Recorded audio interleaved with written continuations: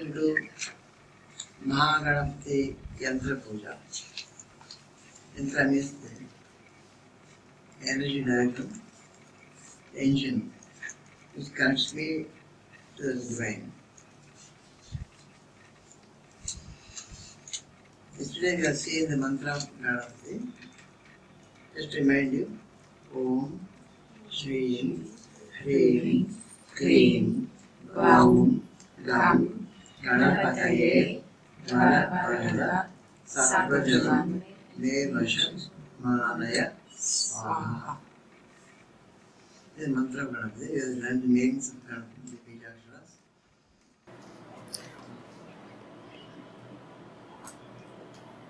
First, let me explain the concept of the puja.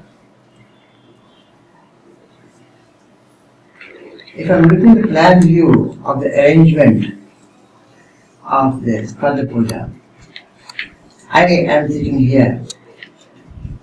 This is the plan view. I see my bow, this is my nose, and there are my thighs, and this is where the divine you. I see you. I am there and you are there, and the connecting link between the two of us, the Yantra is here. The C is the Yantra.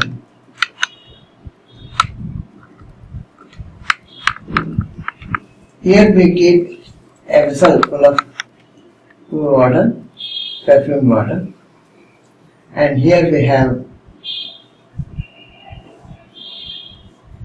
a base, a cup, and a liquid inside the cup, and another the Yantra. Similarly, we have on this side also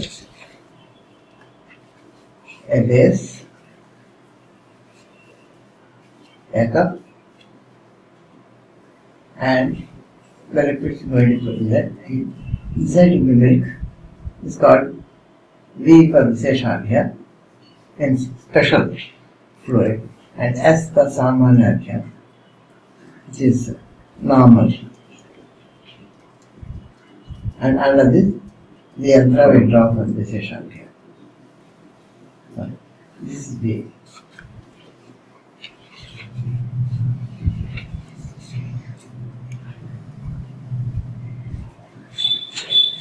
And here we put the 5 kinds of representing 5 elements. They are the milk, curds, butter or ghee,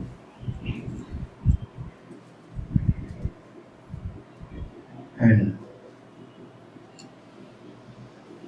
honey, and fruit juices.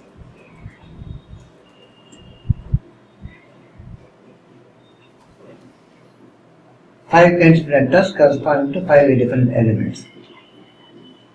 Milk, curds, ghee, honey, fruit juices. And here we put the Yantra.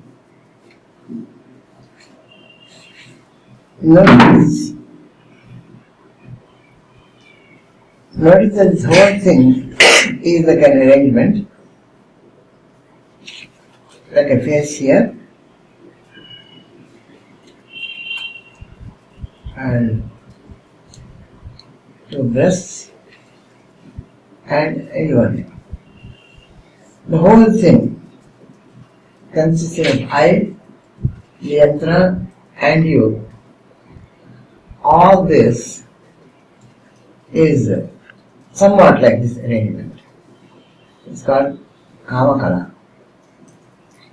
I am seeing you, and we are all one. We are all one living being. We are constantly reminding ourselves of the fact that I am what I am seeing.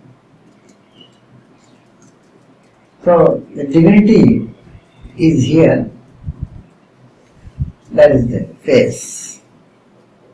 And Samanya and Vishesha are here. This represents the liquid in the vessels or the two breasts. And I am sitting in the womb of the mother, I am the child of the mother. So I am sitting in base, the Sahasrara chakra, Anahata chakra, crown chakra, heart chakra, and the base chakra. All of this is belong to one single thing. Not only me, but the Yantra, Archas, and you are all one thing, and you are doing puja to yourself. Constantly you are reminding yourself, and the puja arrangement reflects this one, this idea. As I told you, Yantra is like a camera lens. What is in front of the lens is behind the lens. It's a map of the sun. So whatever you are doing, or whatever she is doing, you are reflecting that. If she is touching her crown, you are touching her crown. You are touching I am touching my crown. If she is touching her heart, I am touching my heart, and so on. Whatever action is being done by her or me or the Ganapati and me, this lens, this connecting link, C, is reflecting that. So there are three kinds of nyasas being done, placements. One kind of nyasa is in me, and one kind of nyasa is in the connecting link, and one kind of nyasa is in that. Actually, we need to do only two, because I am a reflection of that. If I am doing nyasa in me and in the yantra, that's being replicated there.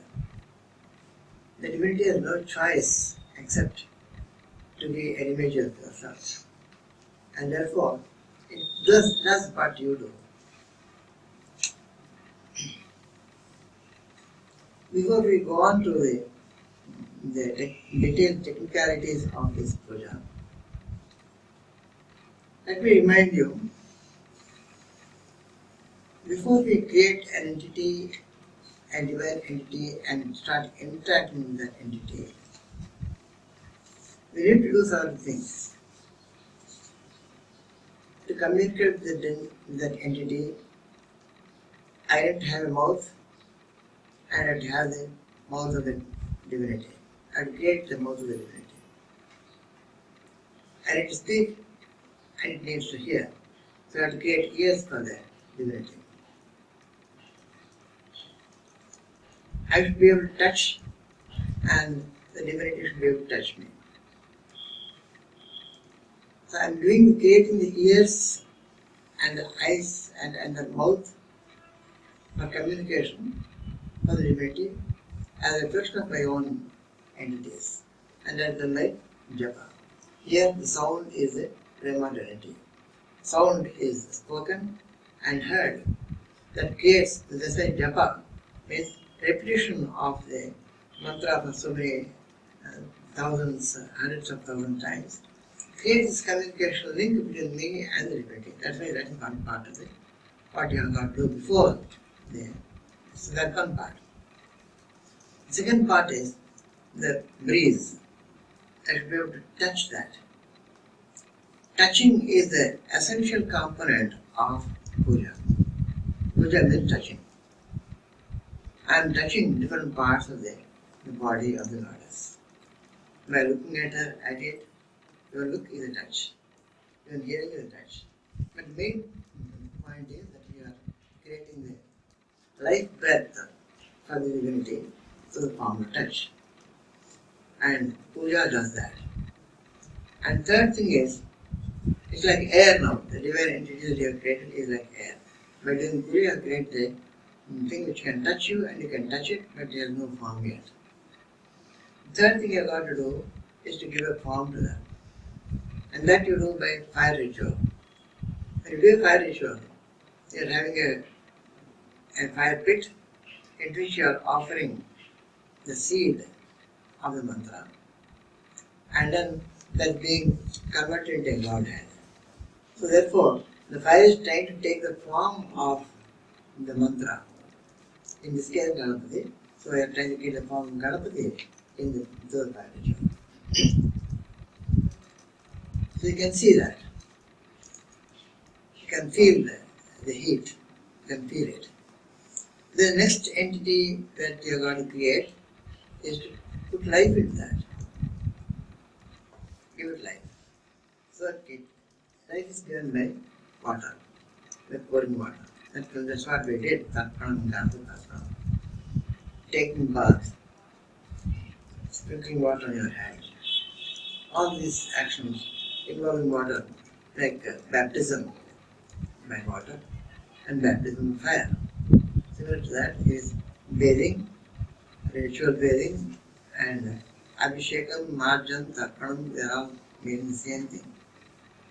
The last thing you have to do is to give it strength. The divinity entity that is born in the womb of the mother has to grow and nourish and be nourished by food. So give food, distribute food to everybody.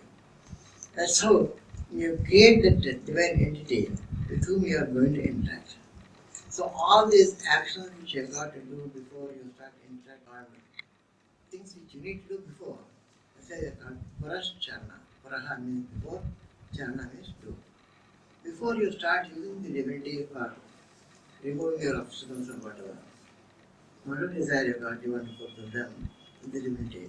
You got to do these things for the divinity before the divinity starts accepting your invitation and working for you.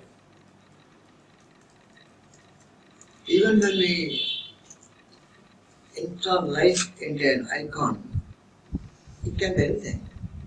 It can be a stone, you can put life into that. We are putting our own life into that, magnifying it and taking it back. We are putting our own life into that, magnifying it and taking it back. In each transaction, the act is being multiplied. You are multiplying your power by a factor of 10 every time. That's how you're able to act in a much wider range of problems than you can alone handle. That's what we mean by divinity. Divinity means expansive concept of yourself. Okay. So this is about the organization of the Yantra Puja. Now let me give you a start with the puja. Yes. Giving an airy form to the goddess of God. First you sit on this place saying Om Hrim Adhara Shakti Kamala Asanaya Namaha. Hrim is a life-giving force. It's in the Adhar, the base energy center, and that's in the form of blood. I am sitting there, and you sit on that. So where are you sitting? You are sitting on the womb of the mother, or in the womb of the mother. Adhara Shakti Kamala Asanaya. Then you breathe in and breathe out with the pranayama, with the mantra. Hold, release. In, hold, release. In, hold, release. And 3 times pranayama. Each time, 1 unit of time is the time it takes to recite one mantra.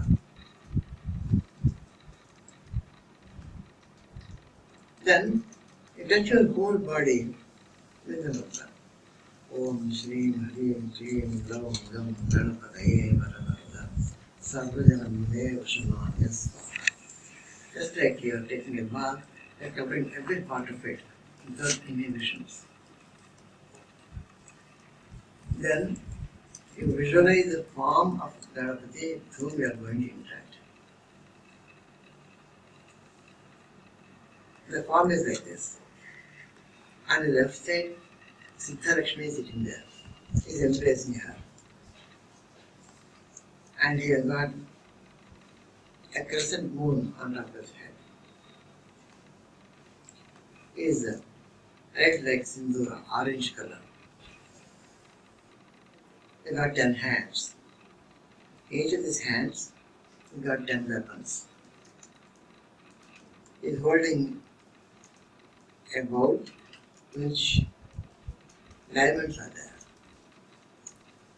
And when Mahalakshmi gives you gold coins, the Ganapati, Mahaganapati, he gives showers diamonds on you. Diamonds are indestructible. He is always happy because he is embracing his spouse. He is capable of removing all obstacles without any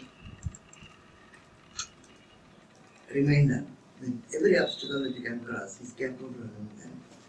As I told you last time, when you want to do any good thing, so many doubts arise. So many people say it's not a good thing to do, it's not right. Social norms are against it. Society demands conformity. Liberation demands non-conformity, rebellion. You want to do your own thing. You want to. Even the whole world says no, you want to go ahead with what you want to do. That rebellion, it demands removing obstacles from you, from the environment. He is capable of removing all these obstacles. As I said, Brahma is going to come your way, Vishnu is going to come in your way, Shiva is going to come in your way. You have got to overcome them because they are made of three gunas, Sattva, Rajas, Tamo. But you are trying to go beyond the three gunas, beyond them, and they are jealous that you are going beyond them. And therefore they obstruct you. And the Guru is one who has to take care of you to overcome these obstacles created by Brahma, Vishnu and Shiva and take you to the root.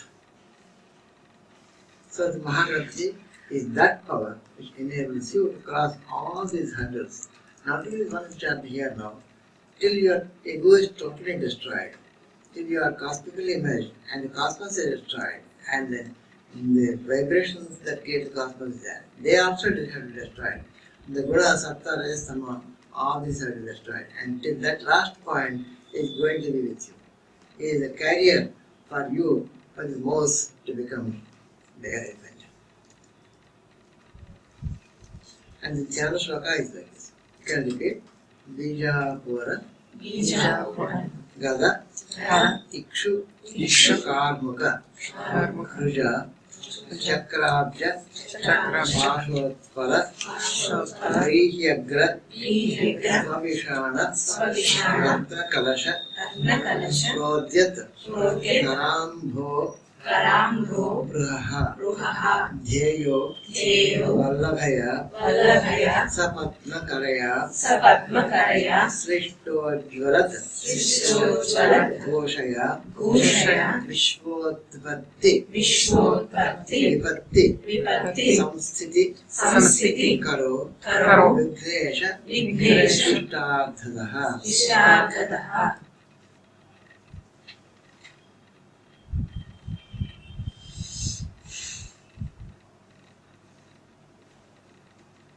We'll put the meanings of these things in a note which comes, but I do not spend too much time on that.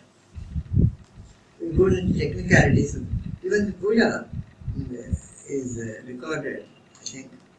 Puja is not recorded. And Tata is recorded. Okay.